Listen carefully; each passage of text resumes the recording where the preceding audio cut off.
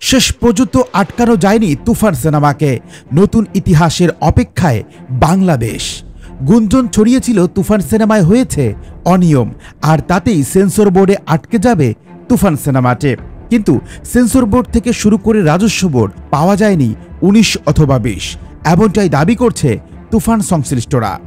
সোমবার রাতে সেন্সর বোর্ডের অন্যতম সদস্য কাজী হায়াত জানান, তুফানকে আনকাট সেন্সর দেওয়া হয়েছে। এদিকে পরিচালক রায়হান রাফি জানিয়েছেন, আমাদের তুফান আনকাট সেন্সর পত্র পেয়েছে, আমরা এখন নতুন ইতিহাসের জন্য অপেক্ষা করছে।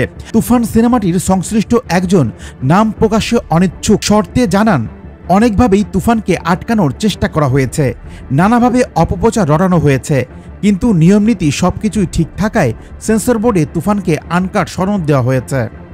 রাফি বলেন, যেহেতু সেন্সর হয়েছে তাই মুক্তিতে আর কোনো কনফিউশন থাকছে না। রায়হান রাফি আরও বলেন, সত্যি আমাদের টিমের সবার চেষ্টা রয়েছে, তুফান দিয়ে নতুন হিস্ট্রি ক্রিয়েট করব।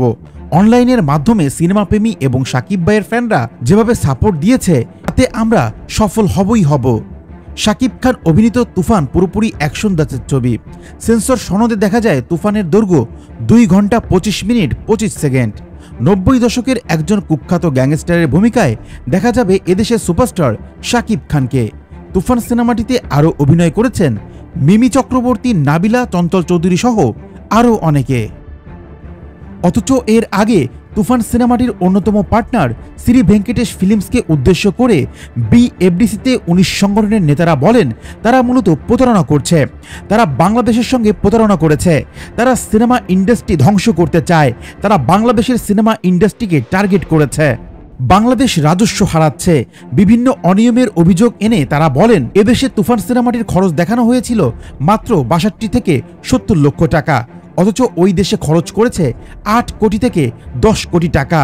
কিভাবে কি করলো, কি নিয়মে এদেশ থেকে টাকা ওই দেশে নিল, অনেক তথ্যই তারা এখানে ইনক্লুড করেনি। ইভেন তারা যে শুটিং করেছে তার পারমিটও নেয়নি। অনেক অনিয়মের মাধ্যমে তুফান সিনেমাটি কিভাবে সেন্সর ছাড়পত্র পায় এটি নিয়েও তারা প্রশ্ন করেছেন। এ সময় তারা বলেন, তুফান টিমের সংশ্লিষ্ট ব্যক্তিরা তথ্য মন্ত্রণালয়কেও তোয়াক্কা করেনি, তারা তাদের খামখেয়ালি অনুযায়ী এই সিনেমাটির শুটিং করেছে। সবকিছু ঠিক থাকলে এবারের কুরবানি ঈদেই রিলিজ পেতে চলেছে তুফান সিনেমাটি। হাতে গুনে আর কয়েকটি দিনের মধ্যেই প্রেক্ষাগৃহে মুক্তি পেতে চলেছে এই সিনেমাটি। এখন দেখার বিষয়, সকল বাধাকে উপেক্ষা করে শেষ হাসিটা তুফান টিম কতটা হাসতে পারেন, কতটা পাল্টে ফেলতে পারেন সিনেমা ইন্ডাস্ট্রির ইতিহাস, আর পাশাপাশি কতটা হিট করতে পারেন বক্স অফিসে। আরিয়ান সাকিব, টোটো, নরাল এক্সপ্রেস।